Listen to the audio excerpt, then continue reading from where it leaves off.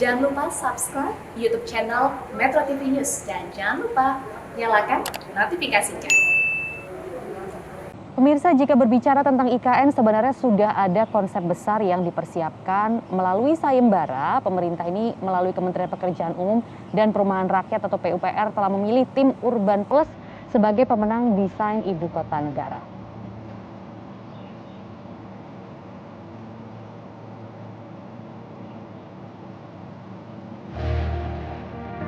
Ya, inilah desain konsep Nagara Rimba Nusa karya tim Urban Plus.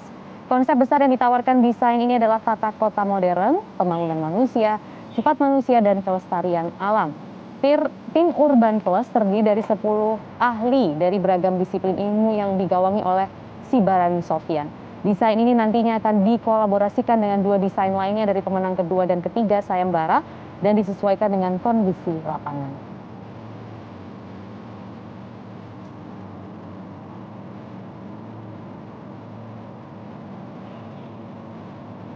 Iya, jika melihat video tadi, bagus sekali ya memang desain Ibu Kota Nusantara. Dan di balik keindahan desain IKN ada tim Urban Plus yang digawangi oleh arsitek Sofyan Sibarani. Akan seperti apakah IKN? Secara desain, kita langsung tanyakan saja pada Urban Planner IKN, Sofyan Sibarani.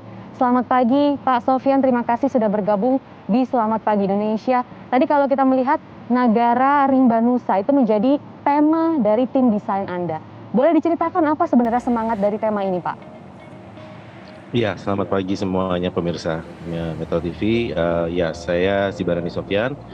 Di tahun 2019 kemarin kami memenangkan sayembara ya bersama dengan PUPR, dan Negara Rimba Nusa ini sebetulnya filosofinya adalah membawa kearifan alam, kearifan lokal kita terhadap alam di Indonesia yang khas ya. Di Indonesia itu kita punya suatu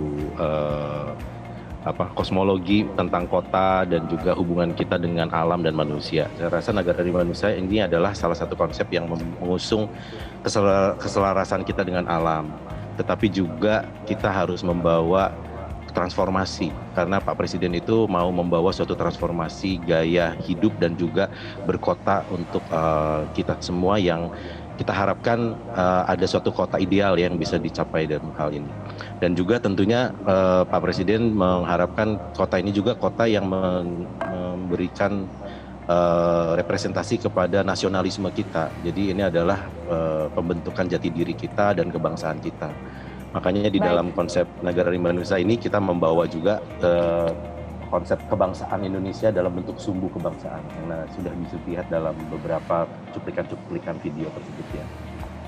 Baik, Pak Sofyan juga menyinggung mengedepankan mengenai rencana ruang terbuka hijau, kemudian biru, mengenai ekologi, konsep ekologis kota, dan juga tadi konservasi alami, keselarasan alam begitu ya kalau tadi Anda katakan ya. Pak. Nah, bisa dijelaskan lebih detail mengenai hal ini? Ya, kita kan membangun di suatu kota yang kemungkinan orang berpikir bahwa ini di Borneo ya, di Kalimantan, di mana Kalimantan itu isinya hutan semua gitu. Walaupun kenyataannya memang kondisi alam yang kita hadapi sekarang, hutan di Indonesia, di daerah ibu kota kita itu sebetulnya hutan produksi yang sudah terdegradasi secara ekologis ya. Jadi daerahnya itu sudah terambah dan juga sudah terganggu secara fungsi ekologisnya, karena hanya diisi oleh satu jenis atau 2 jenis pohon saja yang setiap tahun dipotong dan diekstrak untuk kebutuhan ekonomi. Nah, kita harus kembali ke alam, kita harus kembali kepada hubungan yang sekarang ini sudah mulai renggang ya antara kita dengan alam. Karena itu salah satu yang diusung adalah bagaimana memadukan konsep kota modern tetapi sangat respectful atau sangat hormat kepada alam dengan membangun hutannya dulu. Jadi salah satu upaya yang kita lakukan adalah kita membawa pohon-pohon endemik, kita juga memperhatikan aspek lingkungan dengan sangat baik, kita tidak banyak merubah kontur alam.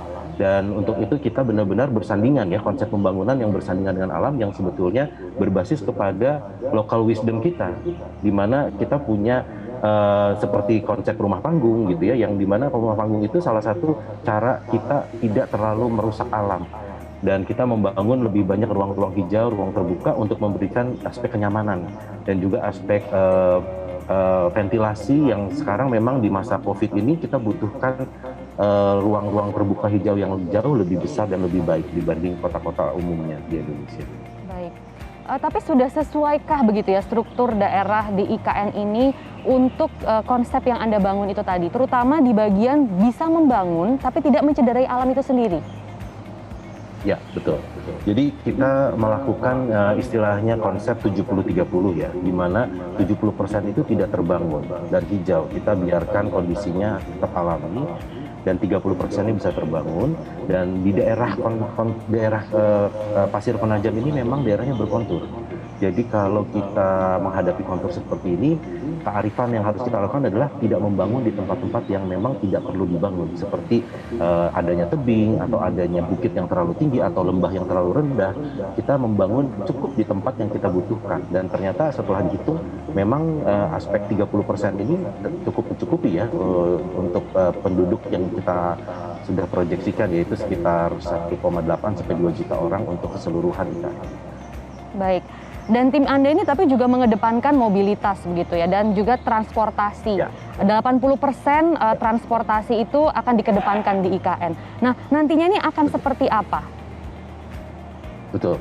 Jadi ada suatu cara mekanisme yang menurut kami secara keilmuan perkotaan itu, daerah hijau itu penting, tetapi juga sama pentingnya mendekatkan fungsi-fungsi supaya orang itu bisa bergerak dengan mudah di satu kota secara efisien menggunakan transportasi massal.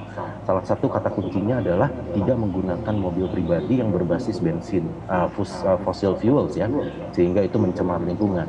Nah, bagaimana triknya? Ya kita membawa fungsi-fungsi ini lebih dekat satu sama lain.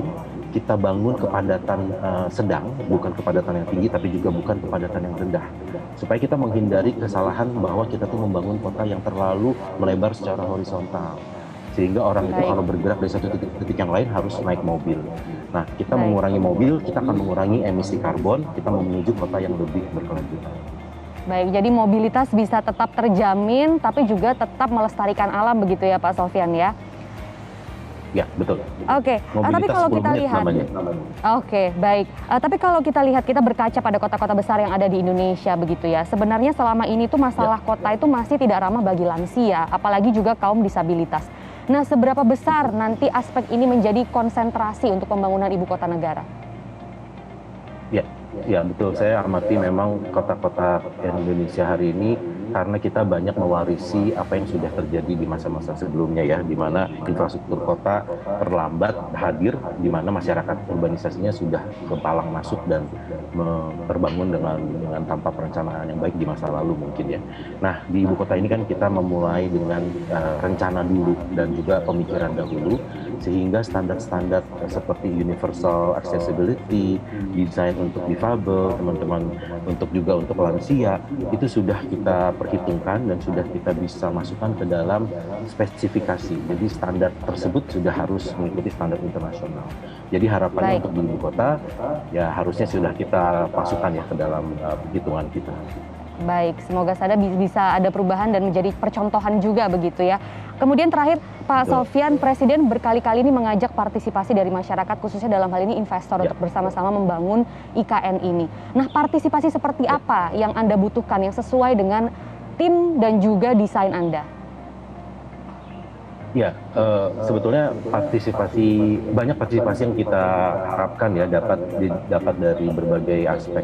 Pertama sebetulnya partisipasi yang sifatnya user atau siapa sih yang akan pindah ke sana. Saya pikir ini teman-teman nanti ASN, terutama yang masih muda-muda yang akan pindah ke sana, itu aspirasinya sangat kita tunggu ya, kita pengen dengar apa sih yang mereka harapkan dari ibu kota ini. Kenapa mereka, seandainya apa yang mau dilihat pada saat mereka mau pindah ke kota ini. Dan kedua tentunya masyarakat dari Kalimantan Timur sendiri dan juga Kalimantan secara umumnya. Dan apa sih kira-kira yang diharapkan dengan kehadiran kota ini, dan apa yang akan terjadi pada teman-teman yang berada di Kalimantan sekarang. Tentunya harapannya adalah suatu perubahan ekonomi dan juga transformasi yang besar ya, tapi tentunya akan banyak aspirasi yang dibutuhkan. Tapi untuk investor atau investasi itu tentunya juga kita butuhkan masukan seperti apa profil ekonomi dan juga kondisi orang-orang yang dibutuhkan di sana. Oke, Pak Kita bisa Sofyan lakukan ini semoga melalui bisa konsultasi bekerja publik. sama dalam harmoni ya, sesuai dengan amanat Presiden, tapi juga sesuai dengan tema Nagara Rimba Nusantara ini. Baik, terima kasih Semoga Simbarani Sofyan sudah bergabung di Selamat Pagi Indonesia kali ini.